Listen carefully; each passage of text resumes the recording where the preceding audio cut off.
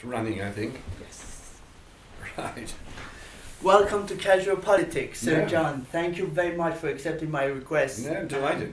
Very grateful to you. Yeah, fine, You delighted. need no introduction. You've been the Treasury Minister under Heath Long time ago. long time ago.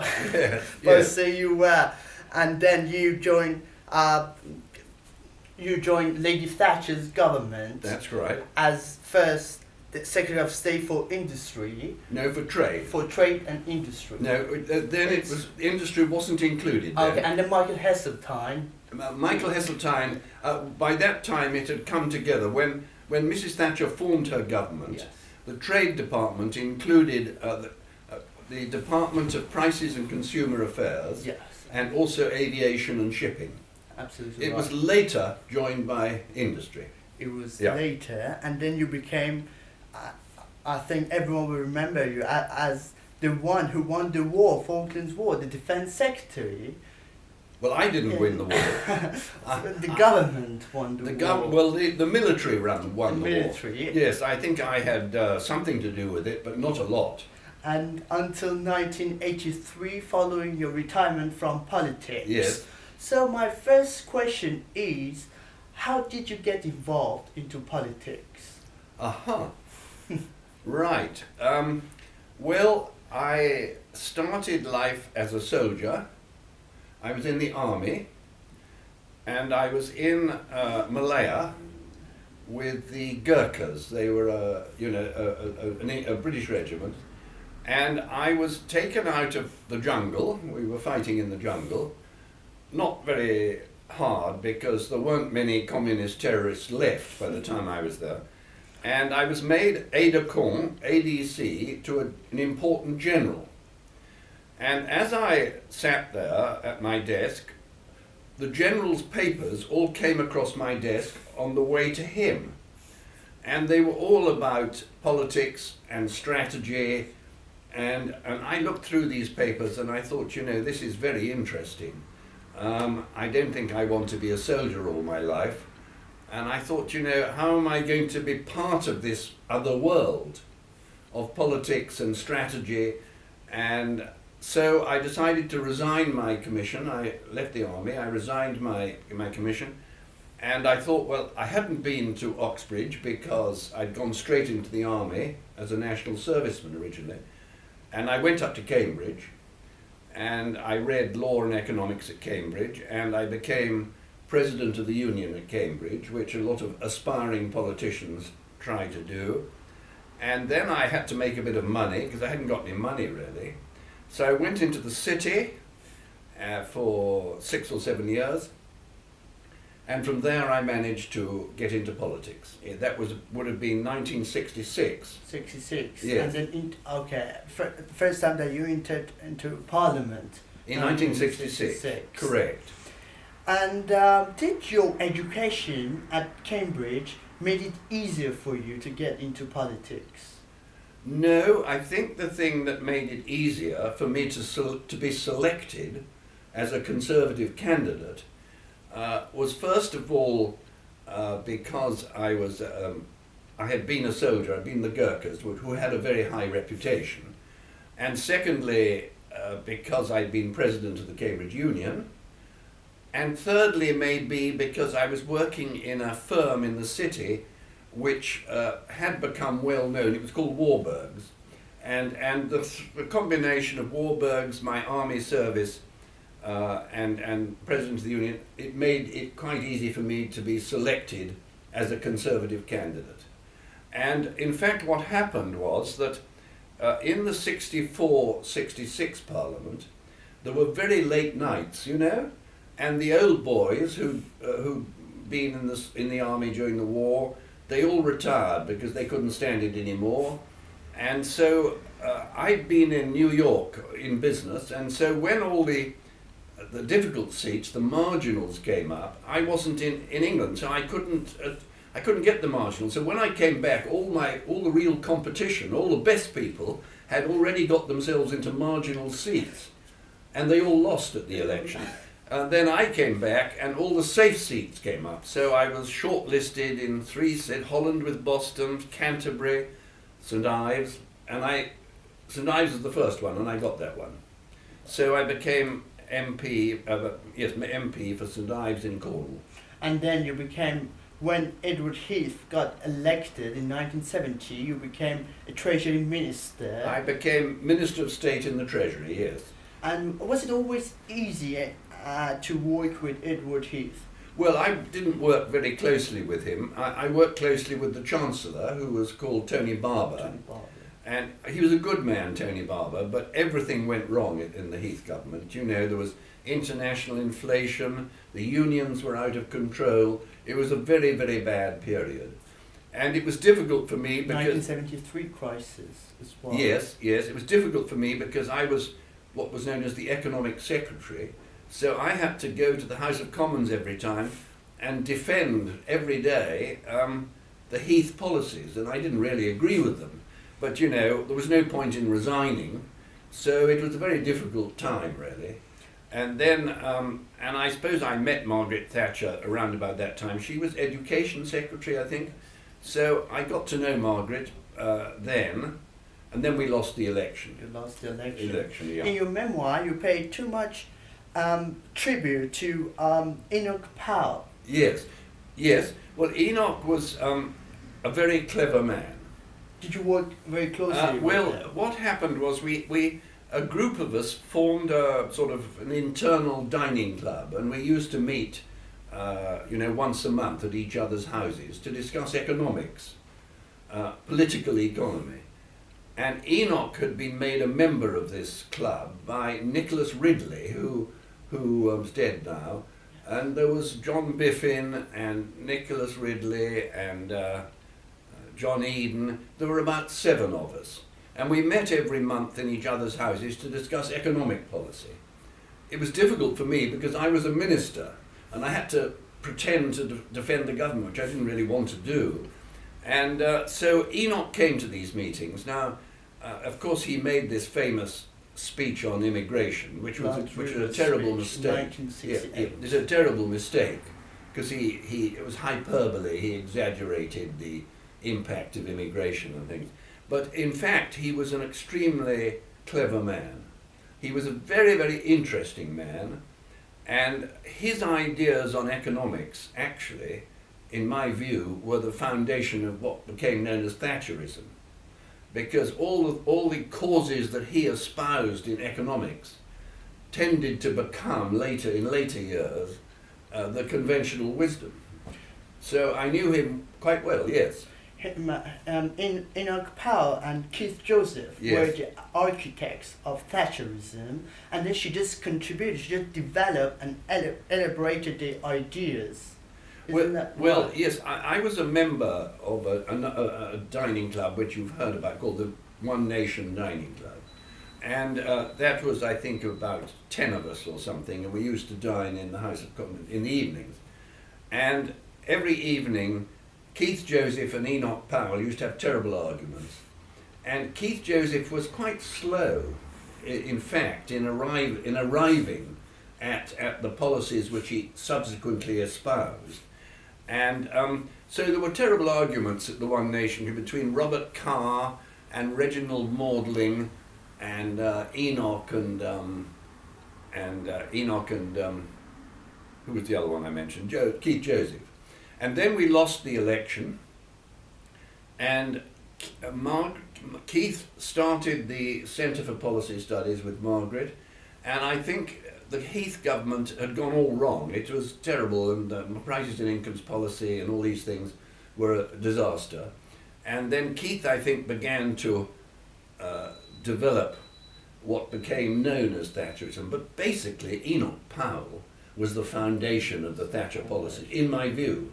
But of course, not many people knew him, and therefore, maybe my view is not commonly held. But he was one of the founders of Thatcherism, but unfortunately, because of his Blood River speech, he couldn't be part of Lady Thatcher's government. No, well, of course, what happened was Heath sacked him from the Shadow Cabinet, quite correctly. I don't think anybody thinks that was the wrong thing to do. And then he really fell out over the common market. He was deeply antagonistic to the common market. He was in favour of the referendum, Enoch Powell. Did he vote in favour? He was, yeah. At the referendum, did he?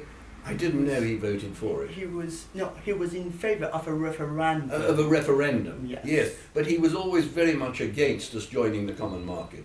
And I think there were only about 8 Tory members of Parliament who voted against it. I wish I had, because I don't know, I believed foolishly that it was just going to become a free trade area with our partners in Europe. Of course, it's developed into a political. And so Enoch fell out really over the common market. And do you think that his popularity will grow with history? No, not really, because he like just as Blair will only ever be known for Iraq, Enoch will only ever be known for the Rivers of Blood speech. And if I'm known for anything at all, I will only be known for walking out of an interview by Robin Day. So you spend a lot of time in politics, but I think I opened my memoirs by saying most politicians have 5 minutes of fame and then they disappear forever. As Andy Warhol said. What? As Andy Warhol As said Andy Warhol once. said, yes, yes. And it's quite interesting. I'm sorry, my wife said, go. It's quite interesting because in your memoir you say that when Labour left the government in 1970, they left quite a very good economy behind them, whereas the Conservatives, they left a mess behind them in 1974. Why was that? Roy Jenkins, who was Chancellor under Wilson, left a pretty good situation. The national budget was under good control under Jenkins. Then, when Heath came in, the unions were determined to bring down the Tory government, and the unions became extremely difficult. They were demanding higher and higher wages, which was impossible. And then the Americans abandoned the gold backing for the dollar, and that set off worldwide inflation. So we had a real problem. I mean, one has to understand Heath's problems. There was terrible worldwide inflation sparked by American action, just as the recent recession was caused by American action on American mortgages. And that combined with the power of the unions made life impossible for Heath. And he responded actually in the wrong way. He responded by introducing a prices and incomes policy which didn't improve the situation at all. The only way to do it was in fact to raise interest rates. And the reason it happened, as I say in my memoirs, was that Heath had been brought up under Macmillan. And Macmillan had because he'd seen the terrible unemployment in the 30s. And Macmillan had a real fear of unemployment. And Heath's generation of MacLeod and Carr, they had this horror of unemployment.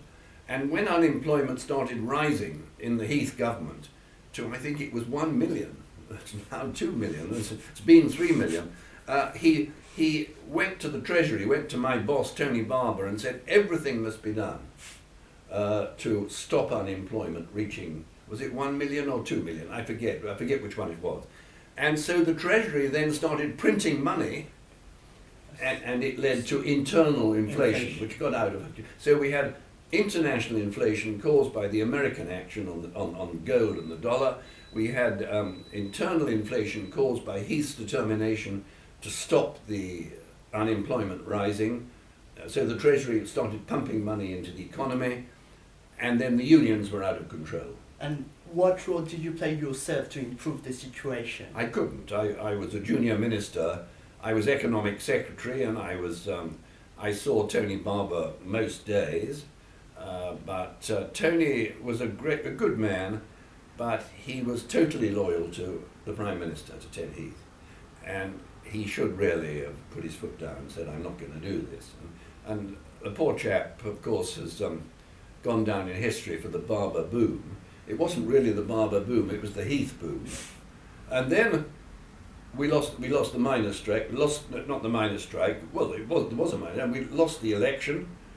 Wilson came back, and then Callaghan took over, and frankly, the situation that Wilson and Callaghan inherited from the Heath government was so appalling. It was so bad that I think Callaghan had no real chance of correcting the economy. And so we won the election, Margaret Thatcher won the election to some extent because of the ghastly mess that Heath had left behind to the Labour government that succeeded it. And very surprisingly, he was very critical of Thatcher years. And when in 1979 Lady Thatcher got elected, were you surprised? What was your reaction when she called you and asked you to join her government? No, I wasn't surprised because I'd been in the shadow cabinet. I'd been shadow trade secretary. So, we got on very well. I think I was one of her younger favourites at the time. And so I wasn't surprised to be appointed. I didn't know what job I would get. It was generally thought I was likely to be made Chief Secretary of the Treasury because I'd been in the Treasury before. But I didn't want to go to the Treasury. I wanted my own department, and trade was a very interesting department. My constituency was in the far west in St Ives. I couldn't get back to London to see Margaret Thatcher, so we did it all on the telephone. And why, in 1981, you voted against the Treasury budget? No, I supported all Geoffrey Howe's budgets. I supported them all. I was a supporter of what Geoffrey Howe and Margaret Thatcher were doing. What I did resist was, I think in the summer, it wasn't the budget, Geoffrey Howe came forward with a proposal for a fresh round of public expenditure. And that's what I opposed. I didn't really oppose it. I read the Treasury paper very quickly in the Ministry of Defence. By this time I was in the Ministry of Defence. And I thought, this paper is completely inadequate. It doesn't really argue the case for a further cut in public expenditure. And I said, I thought the paper was inadequate. And then to my surprise, John Biffin joined in and opposed it. So there was chaos. Margaret Thatcher in her memoir said it was the worst meeting of her entire period, because I was regarded, and Biffin was regarded as a loyalist on economic policy, and we both resisted the further cuts in public expenditure. In fact, it was at a time when there were riots all over the country, and the thing was getting, and I opposed it really on the basis that the monetary policy, the monetary situation didn't justify it. It never went through, and Margaret, of course, had to get her way on everything, and so she was very upset. She couldn't get it through. But that's in her memoirs. Yeah.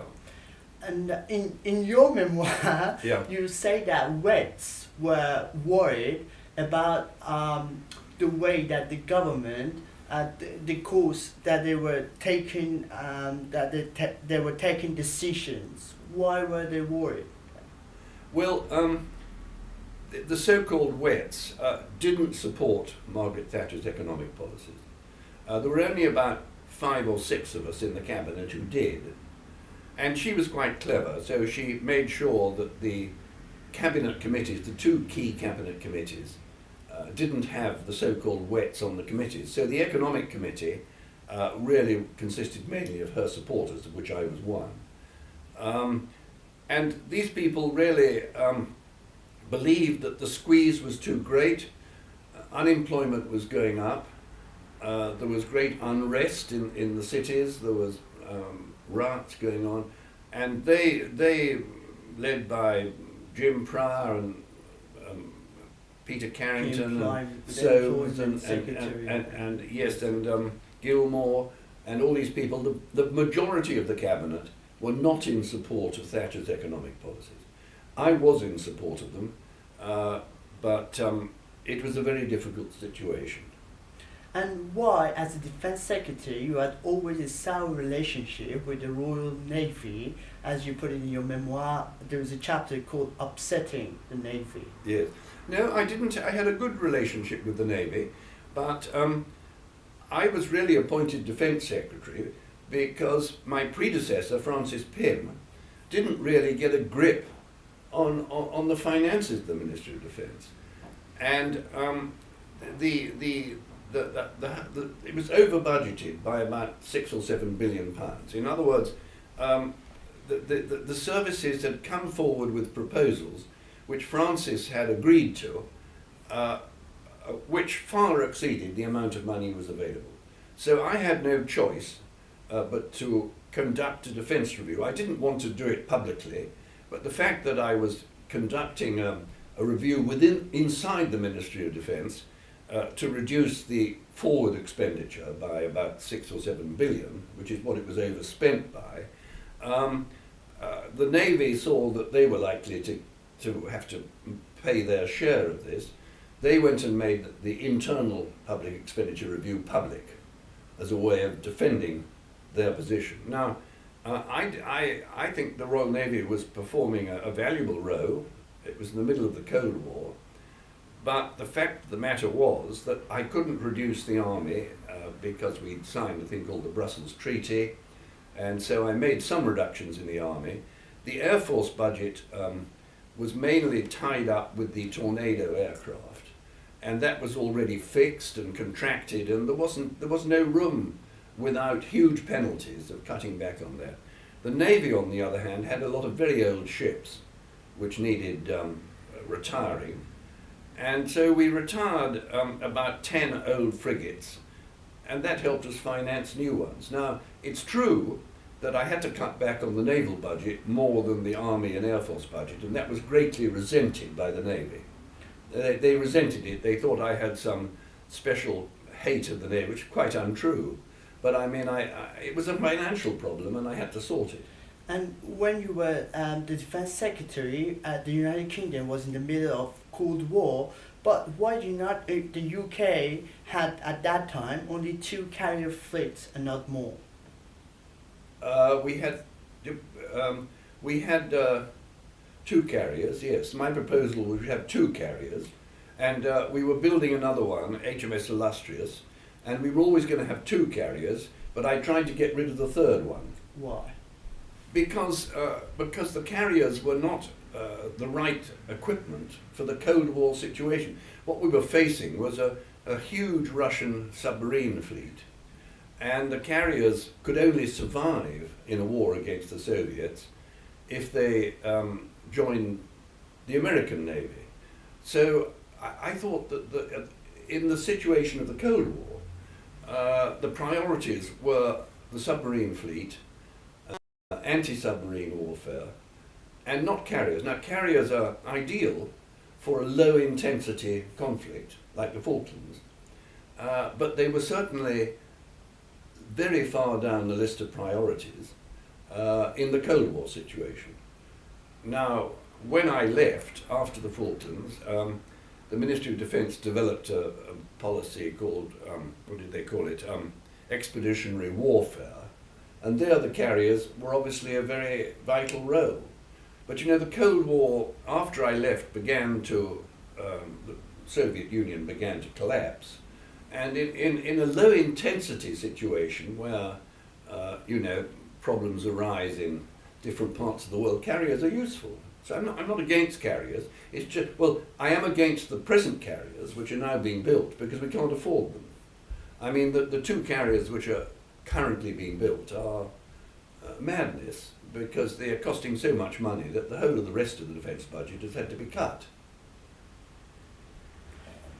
And during the Falklands War in Downing Street, there were war cabinet meetings held. Mm. How many of the cabinet of Lady Thatcher's cabinet ministers were you, and then what role did you play yourself as the Defence Secretary in those meetings?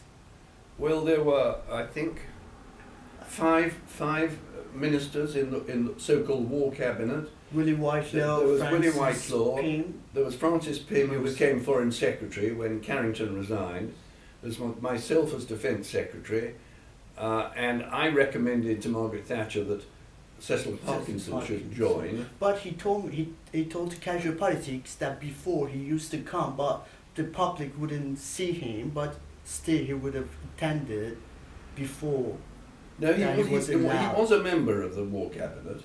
Yes, he was, but Yeah. even before, because I asked him whether that it was in the middle, and he said no. From the beginning, Yeah. I was allowed to attend Oh, those yes, meetings. he attended all the meetings of the Yes. War Cabinet. Yes, he was a member of it, and he was chairman of the party, and he was a good PR man, Cecil, and he was a useful chap to have on the thing, and he was able to, do all the things that he wasn't in the Ministry of Defence. He didn't, but basically, what it was all about, I let the ministry do their own planning. I tried not to. I'd been in the services. I thought this is a war, and the ministry must run it, and the less the politicians interfere with the running of the war, the better. So I used to go to the morning meetings to hear the latest intelligence assessment, but I didn't participate in the actual planning of the war. But most days we had to go to the War Cabinet for a decision on what was known as the rules of engagement. In other words, what were we going to allow the services to do? So my main role was as a member of the War Cabinet, and of course I was involved in all the planning in the Ministry of Defence, but I didn't interfere at all with the military planning. And why did you oppose the invasion of Falklands in the first place? I didn't oppose it. When the thing arose, I said, I was on my own with Margaret Thatcher. I said, I just don't know if we can manage to pull this off. And you wanted to resign? Because No, it wasn't because of that. I felt I had to resign because, after all, British territory had been invaded, and Carrington resigned, and I felt if Carrington resigned, the Defence Secretary had to do so too. But why she agreed Peter Carrington's resignation, but not yours? Well, what happened was, on a Monday, I had one of my ministers rang me up and said, "Do you know that Peter Carrington was resigning at midday?" And I said, "No one's told me. I know nothing about it." And I was furious because I felt that I had some response. I hadn't been conducting the negotiations at all with the Argentinians, but I mean, I was Defence Secretary and British territory had been invaded. And so I thought, well, if Carrington's going to resign, I have to do so, otherwise my position will be impossible in the House of Commons. And so I sent my resignation over to Margaret Thatcher, and she said, "Oh, you can't possibly resign. I can't lose my Foreign Secretary and my Defence Secretary. You mustn't do that." And I said, "Well, I'm sorry, Prime Minister, I have to resign."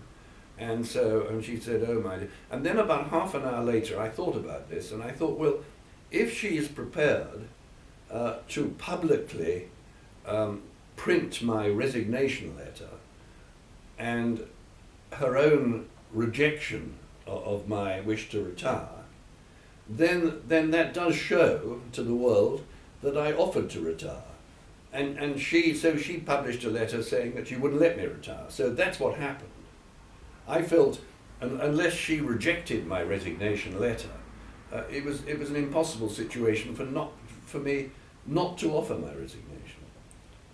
And was the occupation of South Georgia a first step towards victory? Well, we didn't need really to invade South Georgia. It was an unnecessary distraction, but I was in favour of it because it was nothing to do really with winning the war. It was just that there was such a long time between the moment that the fleet sailed and the landing on the Falklands that public opinion was saying, well, what's happening? What's happening? Well, what are these people doing? Why don't they get on with it? And public opinion, understandably, didn't realise that this place was on the other side of the world. And it took weeks and weeks for the ships to get there. So Willie Whitelaw and I both felt that in order to fill the public relations vacuum, it was probably sensible to divert a small party to invade South Georgia. It was done to fill the vacuum before the main task force reached the Falklands. And when you announced the victory of South Georgia, and then one of the journalists asked you a question, and then Lady Thatcher replied, "Rejoice, rejoice, That's rejoice." Right. Was That's it right. really a moment of? Well, it was quite entertaining, but she said, "Rejoice, rejoice, rejoice, rejoice," and we rushed back into number 10. Yeah. But when in 1983 that you won the war, you were not. It seemed in your memoir that you were not happy, and then you didn't feel that you were part of those celebrations, and you No. didn't want to celebrate anything. No, Why no. was Well, that? you're quite right. Margaret Thatcher, of course, was a great triumphalist, and she deserved all the praise she got because she performed marvelously.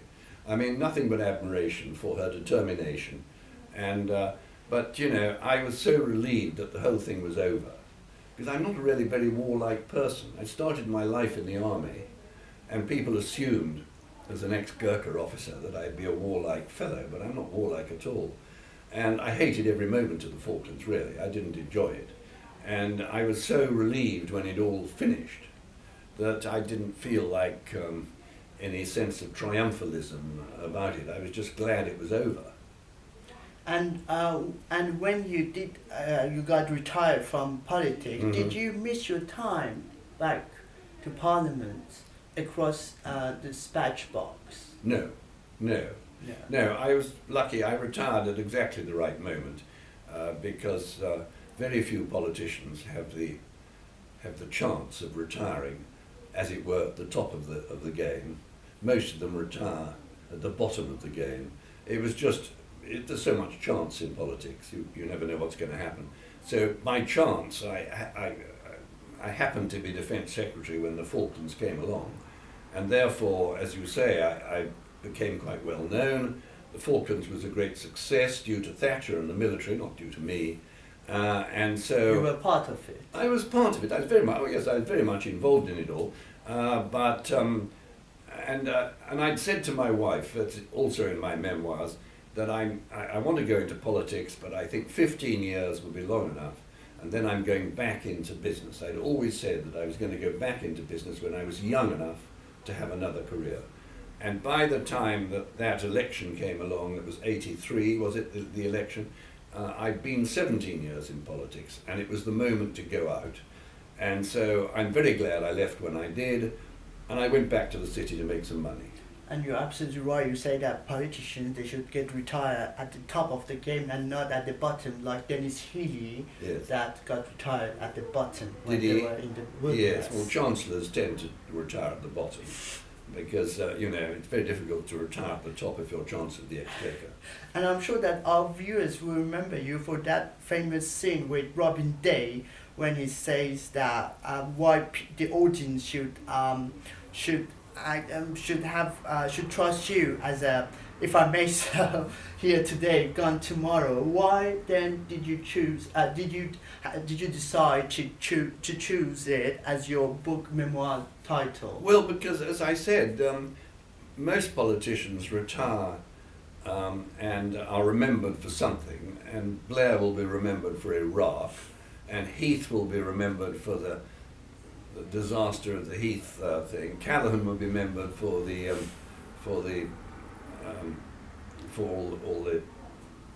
the country descended into chaos, and so 1976. and I'd already announced my retirement. You see, when this interview took place, and Robin Day wanted to ask me questions about the Defence Review, and I'd just come off the platform, which was a great sense of rejoicing for the victory of the Falklands. And he wanted to go back over the Defence Review and say why had I been so unkind to the Navy, and I answered all the questions, and it went on and on and on. It was nothing to do with the conference at all. And in the end, I thought, God, I'm leaving politics. I don't have to bother with this stupid interviewer anymore. And I do still find these interviews ridiculous. I don't know why they can't ask questions in a level way and get a level answer, but they don't. And But Robin was a good friend of mine. I knew him well, and he was famous. And so when he was losing the argument. To be honest, he lost the argument, and then he got more irritated because he wasn't winning the argument. So he said, "Why should anyone believe you, a here today, gone tomorrow politician?" Indication that he was losing it. So he had to be slightly rude. It wasn't that rude. I didn't mind. But I thought, I want to get back to the farm in Cornwall. I don't have to answer all these ridiculous And questions. did you remain friends with him after? Yes, I don't think after I left politics I saw him very much. Robin, in the end, he ceased to give interviews for the BBC, and he was a rather sad fellow, I think. He was a good chap, Robin. I liked him. Yeah. And when you left politics, did you follow up politics very closely, or No. I do follow it even today, but not closely.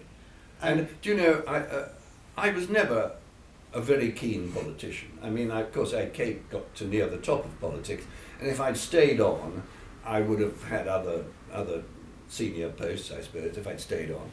And Margaret Thatcher never forgave me for abandoning her. She couldn't understand how anybody would leave politics. She was beyond her comprehension, particularly after the victory of the Falklands. And how can you leave now, John? I just don't understand it. And I said, well, I told my wife I wanted to go out and have another career. So I'm very glad I left when I did. And you entered into Parliament 50 years ago. Sir John, how do you regard politics today?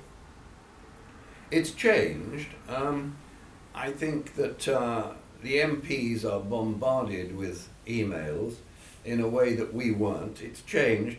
I think there's less.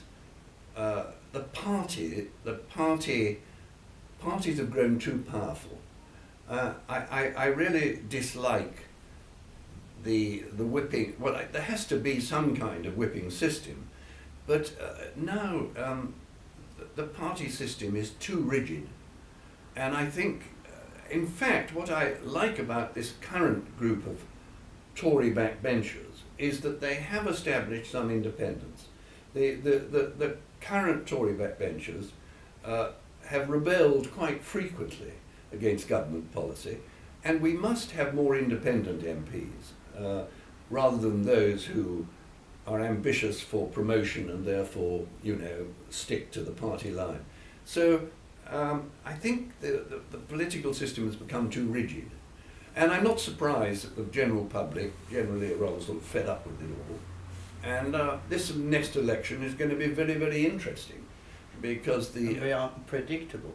Very unpredictable, because I think the most unpredictable part about it in a way is the SNP. And I think the SNP will do very well. I think that UKIP will do quite well. They may win some seats, but UKIP's impact will be mainly on the Tory marginal seats. So although they won't get many seats, they will have a big effect on the election. And it's very difficult to say what's going to happen. And is it true that you voted for UKIP in the last? I voted for UKIP in the European elections, yes. And will you? Because I'm an outer. I want to get out of Europe. Yes. I'm not in. I think. They will not be in the government anyway. Oh, sorry. They will not be in the government anyway. Who won't? UKIP. No. It will be between Conservatives and Labour.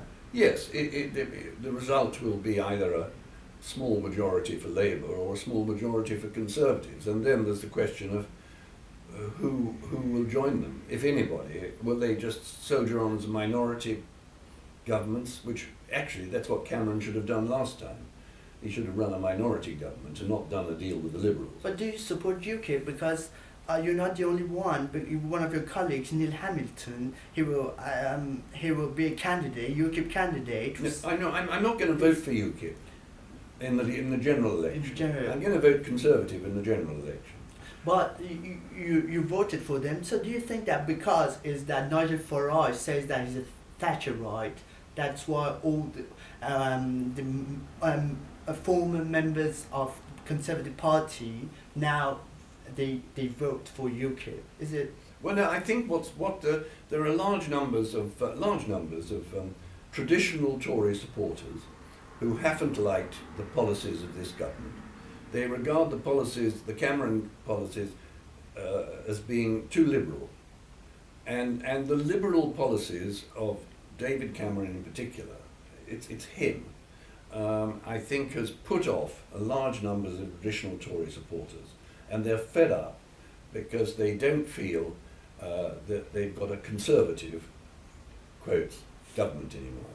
And so they have abandoned, they are abandoning the Conservative Party in quite large numbers, and they've latched on to UKIP. Now, I don't agree with UKIP's immigration policy. I think, and now of course, Cameron is following the UKIP policy on immigration. I think I'm not in favour of a tighter immigration policy. I see all the problems that immigration is causing, but I'm not.